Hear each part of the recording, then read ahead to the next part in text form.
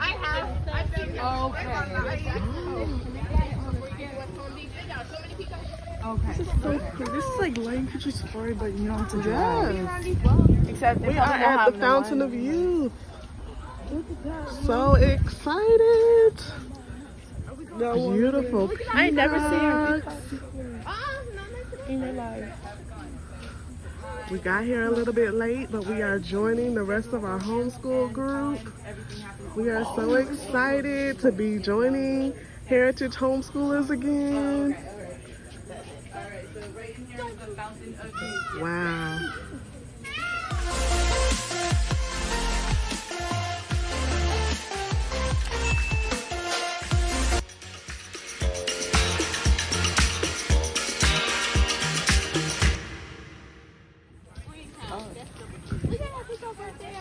Who's an anchor?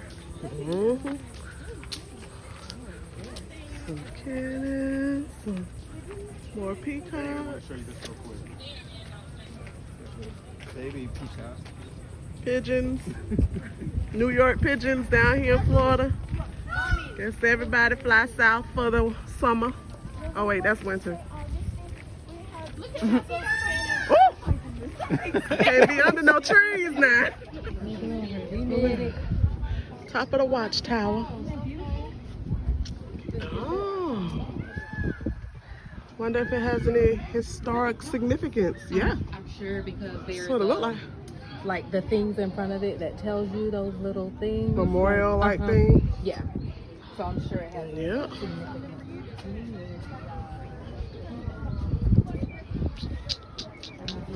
No, you're good. Just kidding. On this side. The dad's only section is growing. I just want to get over here. Oh, shoot. This bridge. Because that's a nice bridge. Yeah. You can see everything up here. Okay, on Legacy, we are out in St. Augustine at the Fountain of Youth. We are about to head over to, we got all of our crew with us, Heritage Homeschool. We're super excited. We are going to the Missionary Church, thank you, as our one of our exhibits. We'll check it out and then we'll wait till about 11:45 to watch the, what is it, historic firearms presentation. Wow. Stay tuned. This was their church back in that time. And what is that? Why do they cut open the thing? It looks like they cut it open. Really? Please. Everybody art ain't the same. If you like, you can take a seat and I will give you a brief history of this building and of the church. I promise, I said brief, but I know it gets hot in here.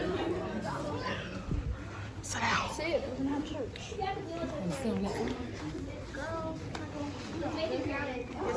Yeah, get out of here. They can scoot out. They got enough room. You can scoot over. Okay. First of all, I'd like to say peace be with you all and welcome to Mission Nombre de Dios. Now, Nombre de Dios means name of God. So why did they call the mission name of God? Well, very simple. When Pedro Menendez first arrived here to establish San Augustine, which by the way was established in that field that's just outside the door there, he dedicated that piece of land and the settlement in the name of God. Because he sailed from Spain with a small fleet, about 800 people. And as they got close to Florida, they were hit by a Category 5 hurricane. Now, if you've ever seen those galleons, imagine what a hurricane can do. It can sink a big modern ship. Those things were like cork in the water. And they were not expected to live. However, they did live. They survived. They prayed, they survived, and they arrived here safely. Naturally, a little bit banged up, a little bit seasick, but alive nonetheless. And Pedro Menendez being that he was a strict Catholic and a defender of the faith, first thing he did was give thanks to God by dedicating the land in his name. Okay? Now, San Augustine was established there, 800 people plus about another 400, 500 natives. Overcrowded. Okay? And one of the orders that the King of Spain gave to Pedro Menendez in writing was establish the settlement Get the French out of Florida, and above all, do not interfere with the natives. They do their thing, you do your thing. Leave them alone. You're just there to establish a colony. Fine, and since... Vast majority of the time. But that birdshot was used sometimes for hunting. Now the stocks to these weapons are always made of a hardwood. This one's actually made of walnut. Your barrel's always going to be made of steel. Trigger mechanisms underneath the stock, and when I squeeze up on that, you're going to see that little piece moving. That is called the serpentine. The serpentine's job is to hold the match in place. Now the match is a woven cotton cord that's been soaked in a solution of potassium nitrate and dried. So it's going to burn really hot, but it burns really slow as well. What the match will end up doing is dropping into the powder pan. That's where the priming powder goes. Now next that pan's going to be a little hole. It's called a vent hole. Priming powder ignites, travels through the vent hole, hopefully igniting the charging powder inside the weapon. Now loading this weapon's not really that complicated. It really isn't. Put the weapon to rest, reach into your fancy European man bag, pull out the charging powder. Oh, you got to do it.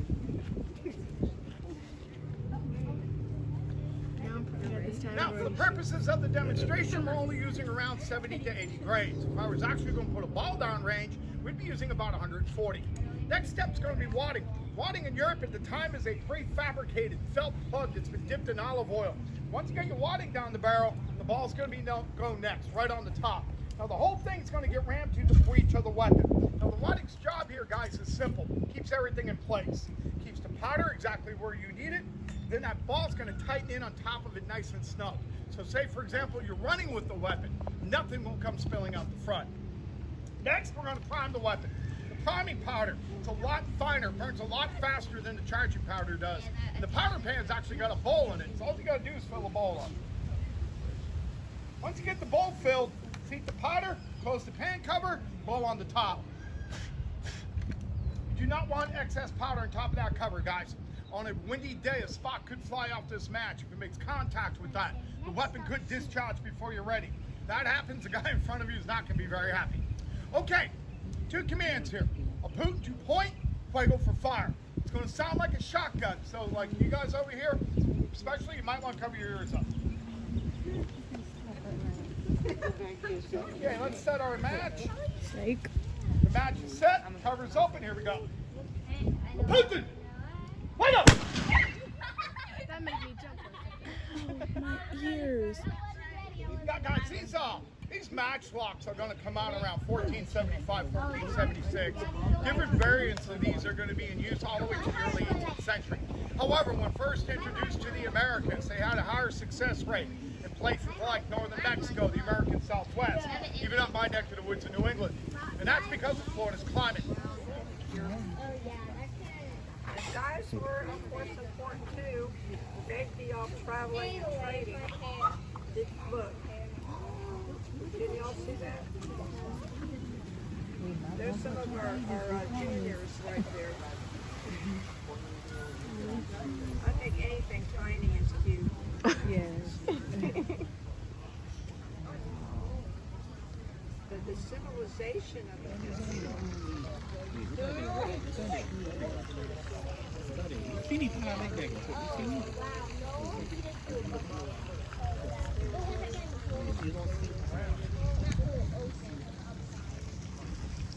Because they brought 8 blacksmiths with them in 1565.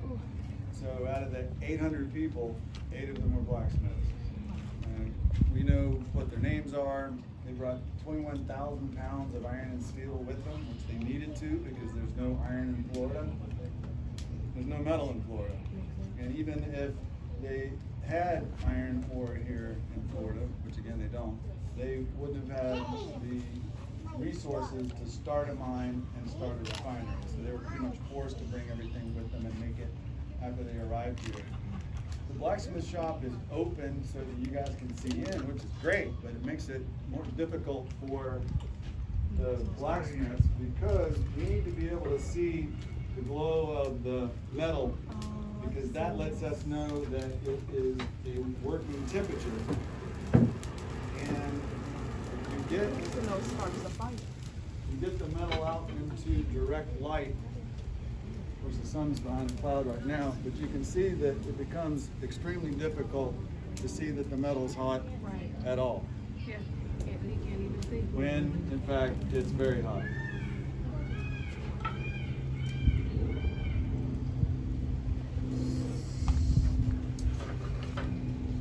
Got a piece of metal here that I'm going to turn into a nail. It's not warm at all. I need to get it up to a glowing orange color. I'm doing that by pumping nothing more than air into this charcoal fire. I'm using lump hardwood charcoals, the same fuel that they used during the colonial era.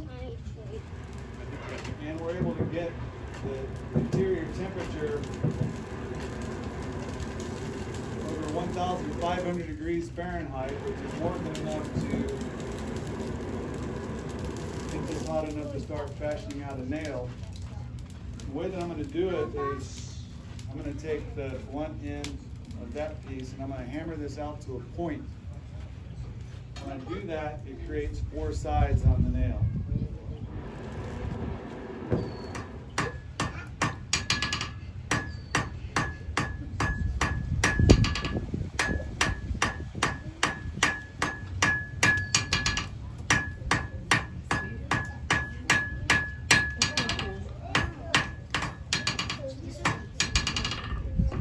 So there's our points.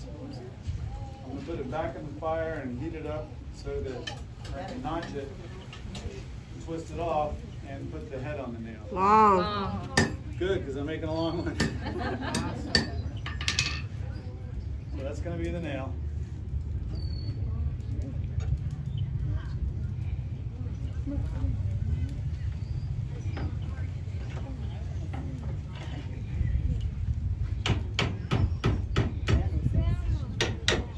There we go.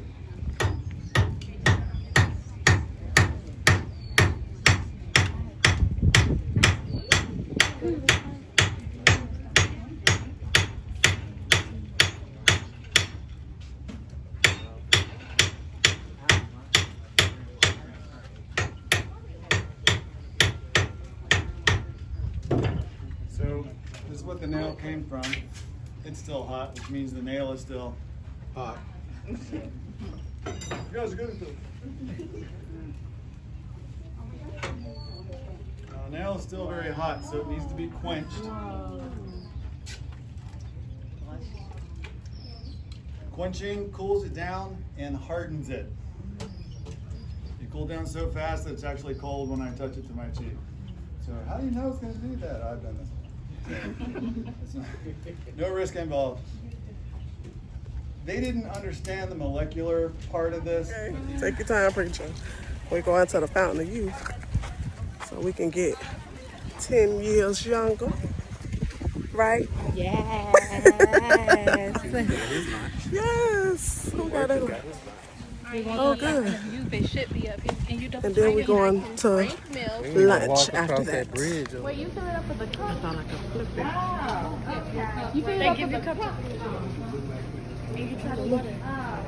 So clearly, it's not scary to drink it if they hand it out cups.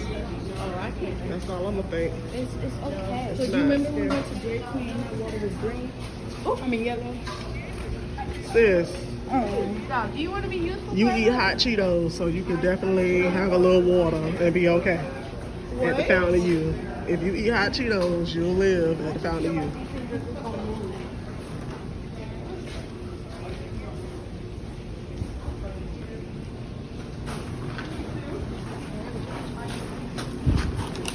All right, folks. Just get your cup. Don't drink till we all drink together. No? It's not your favorite? It's not your favorite? It's not distilled? Okay. Don't drink it. Don't drink it yet. Don't drink it yet. Wait for me. You want to try some, Krishna? Just a little bit. Yeah, we're gonna look how I'm sweating. I'm thirsty, but I don't know about gulping it. All right, folks, let's do it together. 1, 2, 3. We're younger. Ooh, Jesus, I ain't ready. This is a health plan. I don't know if I can stick with. Did you finish it? Ah, you can have it, girl. Ooh. I mean, this thing is good.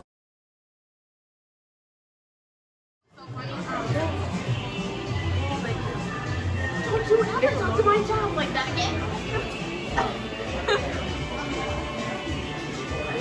We're walking.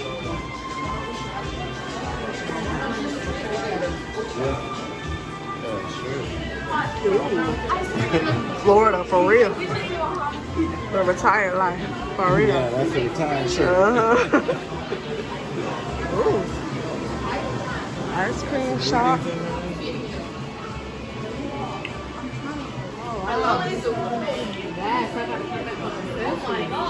Yep. Look like they got a little bit of everything. Oh. Well, something for everybody. Oh, happy feet. No, they said they have the gold on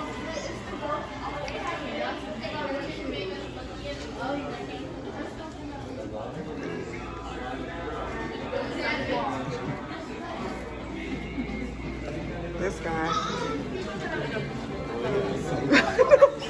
I thought it was a person too.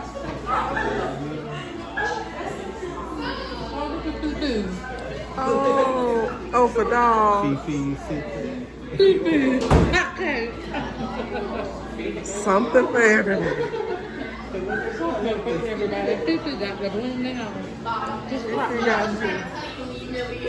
Pop my voice out. Nope. Now they gonna get her Fifi a collar with diamonds. Yes. Oh, they gonna have matching outfit. When you come back. Oh Lord.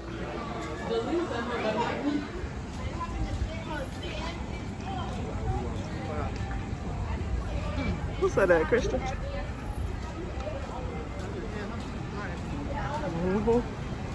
Yup.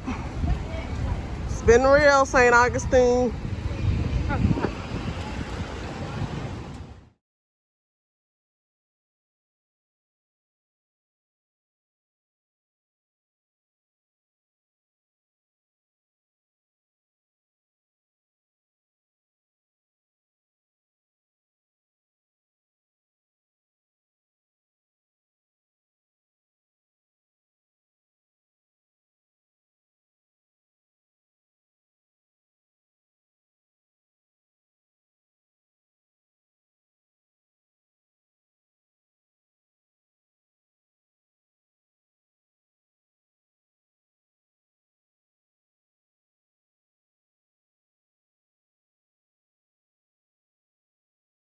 So we were going to the beach, I'm gonna turn around. but looks like there's a storm coming. I'm turning around. Sand getting brushed up like crazy and all over. So look at those trees. They are like aggressively blowing.